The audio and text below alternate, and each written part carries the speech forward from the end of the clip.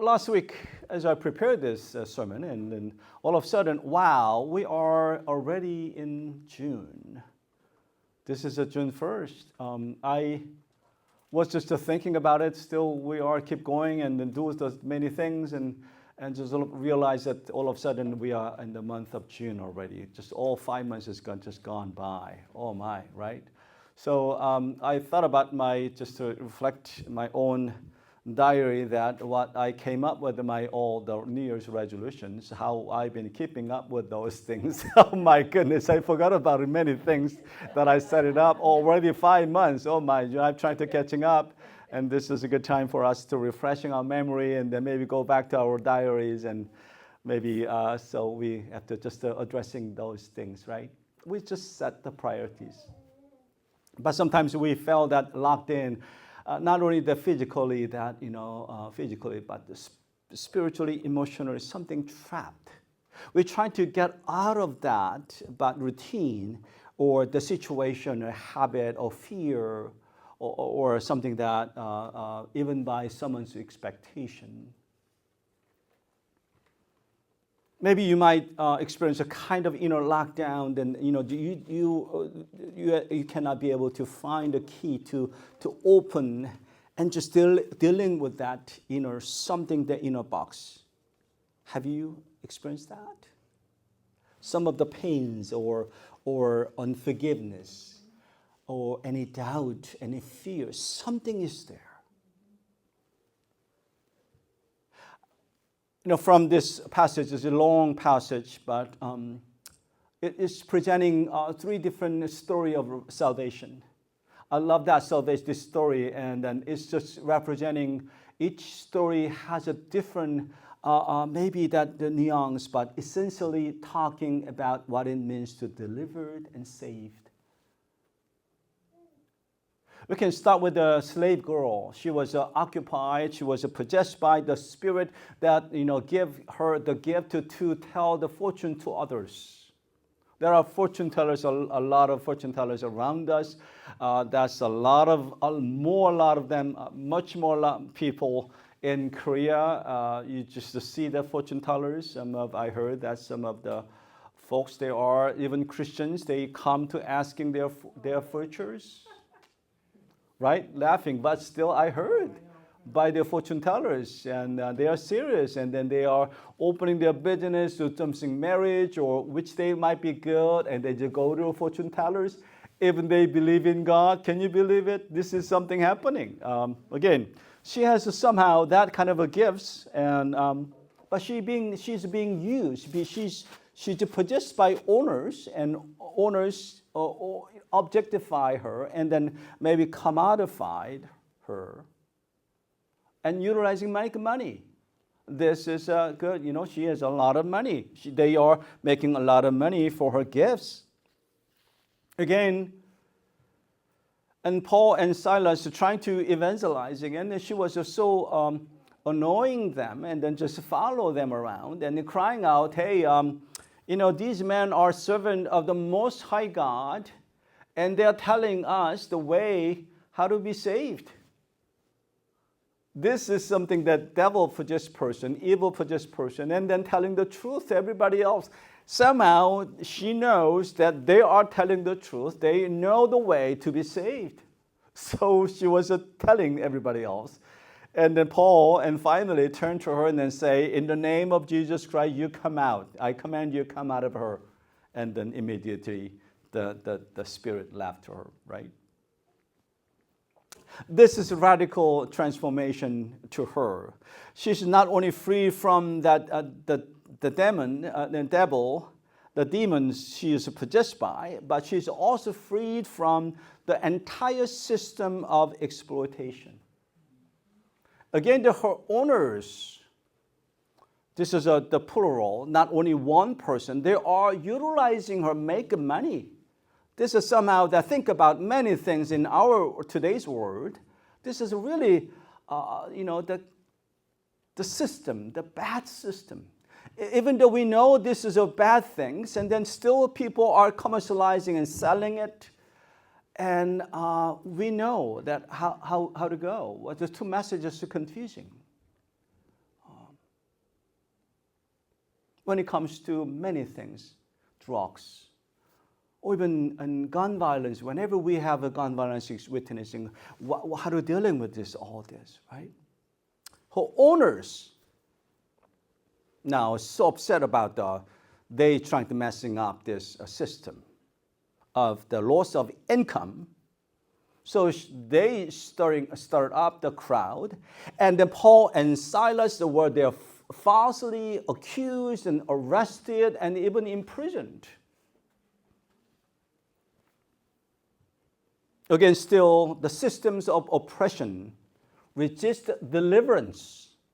We are talking about freedom and deliverance, but system of oppression always resist, because the liberation always messed up and then threatened the power structure that benefit from bondage.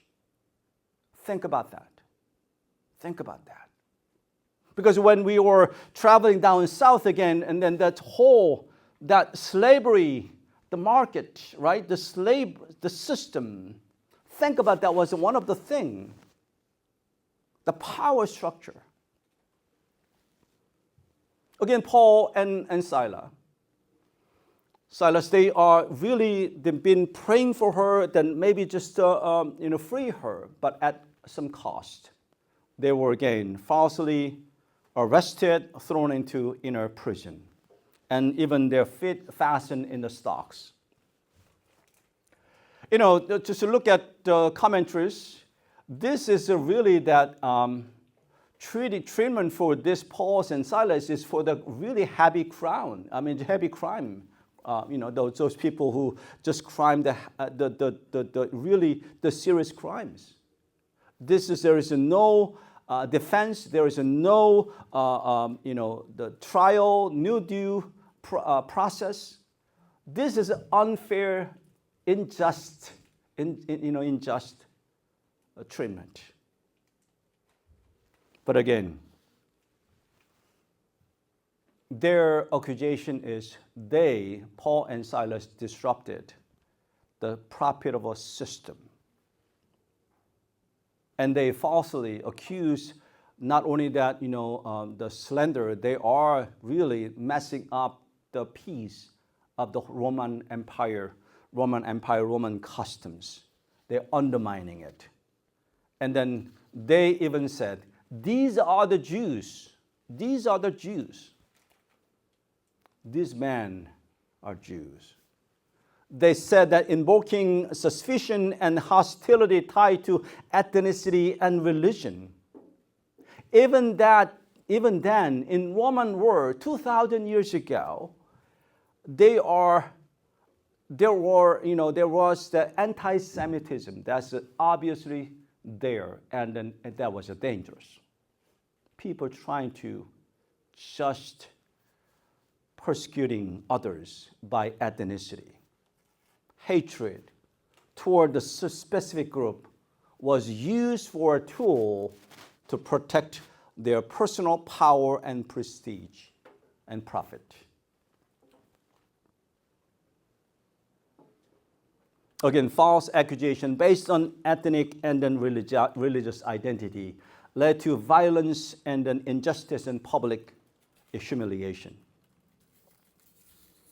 Now we still see that same tactic today, right? Scapegoating the vulnerable and stirring fear and division to preserve power. That's what's still happening in a lot of places. So think about it. If you are mistreated, you are doing wonderful work for God, and then you are arrested, you are beaten, and you are imprisoned in the middle of the night. You couldn't even sleep because the pain is so great. You are already rocked. And what you gonna do? How you responding? Maybe I might cry out to God. This is not fair, God. Maybe you need to punish them, or you need to just let me out of this cage or the prison. I need a justice. I'm going to be grumbling and complaining and all the way. all night. But, the scripture says that they wake up and they prayed and they sing a hymn. They worship God. I can imagine how they could do that. Even though they already experienced a resurrected Christ, but this is already, this a month ago. And then this is a different. They still yet sing a praise and prayed. They didn't curse God. They didn't plot revenge planning. They just sit still there. And all of a sudden, the earthquake happened. The prison shake, door flies open, and then chain falls apart, and the miracle happened there. But if I were there, I'm going to run and maybe escape in prison first. But they still stay in the prison. Think about the salvation, and always think about the salvation is so God will take us from out of that situation. But sometimes salvation can mean that God is transforming within it. You don't have to necessarily escape from the situation. You are still there. The situation has not getting any better yet. But God gives you the power. God gives you the enough, maybe the peace. You can still handling the situation and change within it. Paul and Silas knew that they are not only ones to be delivered from that night, for that night. He knew there was one person, jailer. Jailer was there and assumed that, the doors are open, and he assumed everybody already run away and escaped the prison. According to the Roman law, he's going to be arrested. He will be maybe tortured, and he will be executed at the end. He knows his destiny. In the panic and despair, he pulled his sword and trying to kill himself. And that's where Paul shout out and stop. Don't kill yourself. Do not harm yourself. We are all here with you. We are all here. So those 4 words, we are all here. Save his soul, his life. Think about it, maybe I challenge you that maybe pray for someone else. But if someone who are really in despair situation, if they know that we are here for them, they might take different route. Sometimes they feel like nobody cares for them. Nobody pray for them. And they decide what they're going to do. There are so many out there. No community supporting their life as a lifeline. They don't know what to do with it. They feel that they're at the end of the rope, they might do what they want to do. Again, folks, it is important that we are here. We are all here for you. As a community, nobody will be left behind. We are here for you. We are praying for you. Even that word, one word, just so you are passing by someone, we are praying for you, bless you. That one word can save their lives. It is important. We are here for you. When hearing this word, this jailer fell before Paul and Silas and asked the most important question any person can ask. What must I do to be saved? What must I do to be saved? And Paul gives a simple and profound answer. Believe in the Lord, you'll be saved, and you and your household. At that moment, he experienced a transformation, radical transformation. who guard them in the prison that now become just welcoming Paul and Silas to his house. And maybe that, washing their wounds and welcoming them and dying together, asking, them to baptize him, not only him and his whole entire household. They were baptized there. The whole household become anew the Christian. Again, folks, that is the power of the salvation look like. Heart could so be changed by the grace of God, and also you take up steps. If this is God, he doesn't care now. He might ruin his reputation by inviting Paul and Silas to his house. It's jeopardizing his job and his safety. But he wants to really stepping up in the boldness and hospitable and show his faith.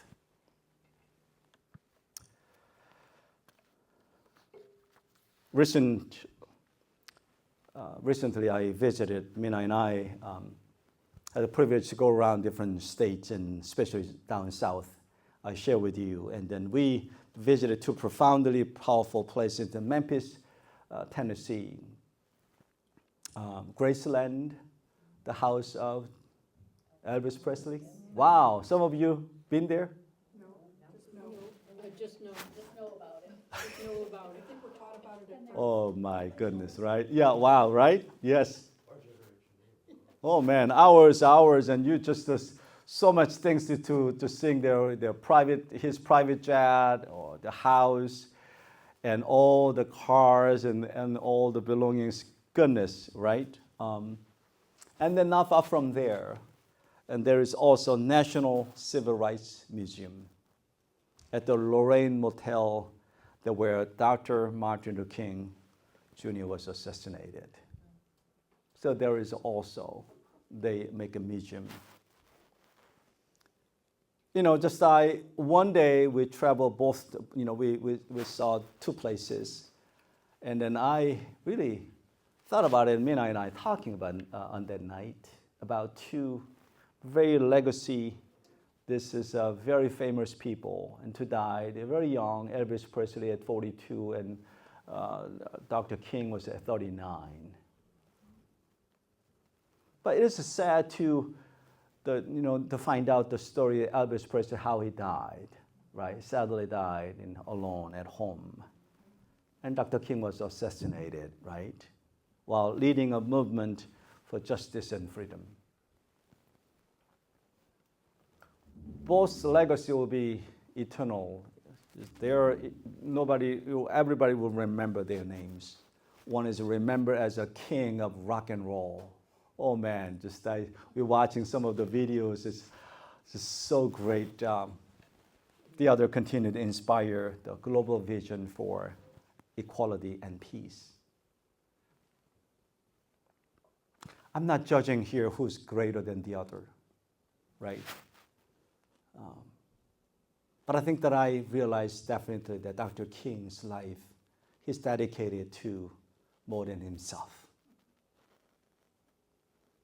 He himself, maybe sacrificially gave himself to the cause of freedom and equality.